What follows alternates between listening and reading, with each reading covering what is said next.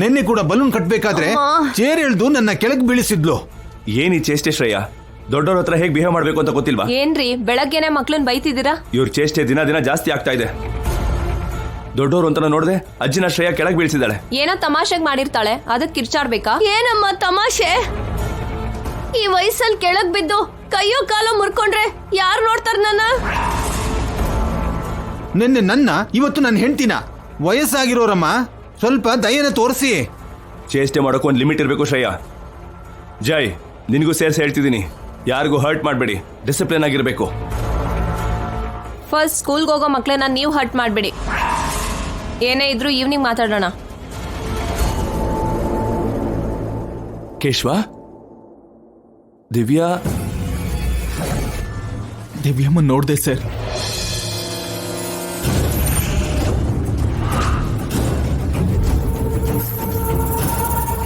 ಏನು? ದಿವ್ಯ ನೋಡಿದ್ಯಾ? ಹೇಗಿದ್ದಾಳೆ? ಮಾತಾಡುತ್ತೀಯಾ? ಇಲ್ಲ ಸರ್, ನಾನ್ ಬಂದಿರೋ ಟ್ರೈನಲ್ಲೇ ದಿವ್ಯಮ್ಮ ಕೂಡ ಬಂದ್ರು. ಸ್ಟೇಷನ್ ಅಲ್ಲಿ ನೋಡ್ದೆ, ಆದ್ರೆ ಹತ್ರಕ್ಕೆ ಹೋಗೋಷ್ಟರಲ್ಲಿ ಕಾಣಿಸ್ತೇ ಹೋಗ್ಬಿಟ್ರು.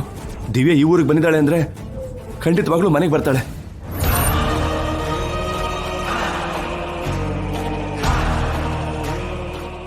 ಆದಷ್ಟು ಬೇಗ ನಾನು ದಿವ್ಯ ನೋಡ್ತೀನಿ. ಇಷ್ಟು ದಿನದ ನಿರೀಕ್ಷಣೆ ನನಗೆ ಫಲ ಕೊಡುತ್ತೆ. ದಿವ್ಯಾ ಯಾರು ಡ್ಯಾಡಿ? ಯಾರಪ್ಪ ದಿವ್ಯಾ?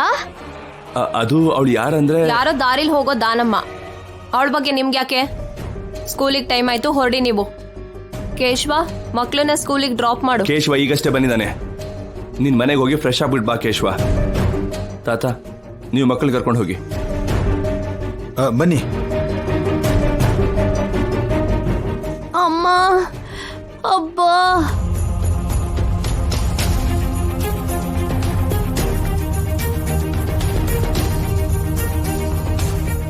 ದಿವ್ಯಾ, ನಿಮ್ಗೆ ಎಷ್ಟೆಲ್ಲ ಹೇಳ್ಬೇಕು ಮಕ್ಳು ಮುಂದೆ ಅವಳ ಬಗ್ಗೆ ಮಾತಾಡ್ಬೇಡಿ ಅಂತ?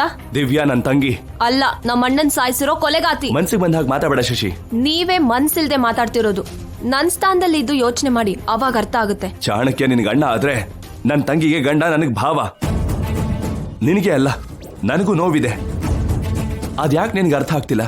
ಭಾವಂಗೋಸ್ಕರ ನೀವು, ಗಂಡನ್ಗೋಸ್ಕರ ನಿಮ್ ತಂಗಿ ಏನ್ ಮಾಡಿದ್ರಿ? ನಿಮ್ ಚಿಕ್ಕಮ್ಮನ್ನ ಕ್ಷಮಿಸು ಅಂತ ಕೇಳಿ ಅವಳ ಕಾಲ್ ಇಟ್ಕೊಂಡಿದ್ರೆ ಇವತ್ ನಮ್ಮ ಅಣ್ಣ ಜೀವಂತವಾಗಿರ್ತಿದ್ದ. ಕೇವಲ ಅವಳು ಈಗೋಗೋಸ್ಕರ ನಿಮ್ ತಂಗಿ ನಮ್ಮ ಅಣ್ಣನ್ ಸಾಯಿಸಿದ್ಲು. ಅವಳ ಅರಿಶಿನ ಕುಂಕುಮಕ್ಕಿಂತ ಗೌರವ ಮರ್ಯಾದನೆ ಮುಖ್ಯ ಅನ್ಕೊಂಡ್ಲು. ಅಂತವಳಿಗೆ ಈ ಮನೇಲಿ ಜಾಗ ಇಲ್ಲ. ಅದಕ್ಕೆ ಅವಳ ಜ್ಞಾಪಕ, ನೆನಪುಗಳನ್ನೆಲ್ಲ ದೂರ ಮಾಡಿದ್ದೀನಿ. ಅವಳು ಹಾಗೆ ಇದ್ದಾರೆ ಅಂತ ನಿಮ್ಮಮ್ಮನ ಫೋಟೋ ಕೂಡ ತೆಗ್ದಿದ್ದೀನಿ. ಅವಳು ಯಾರು ಅಂತ ಗೊತ್ತಾಗ್ದ ಹಾಗೆ ನನ್ನ ಮಕ್ಳನ್ನ ಬೆಳೆಸಿದ್ದೀನಿ.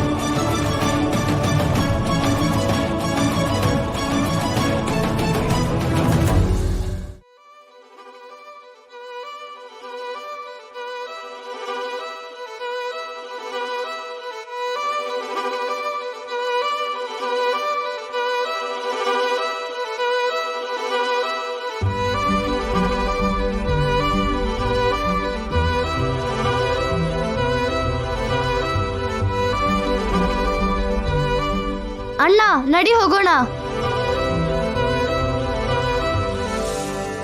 ಯಾಕೆ ನಿಂತೆ ಗಂಗಾ? ನಡಿ.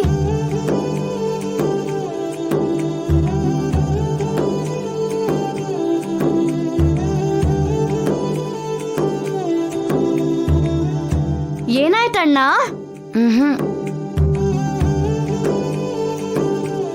ಏನಾಯ್ತು ಗಂಗಾ?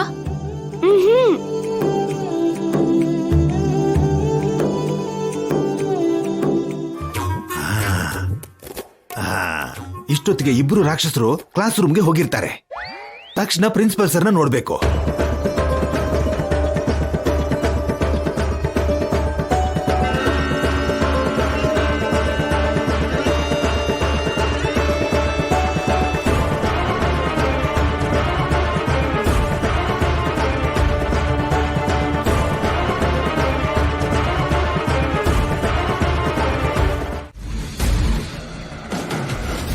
ಎಕ್ಸ್ಕ್ಯೂಸ್ ಮಿ ಸಾರು, ಎಸ್ ಕಮೀನ್.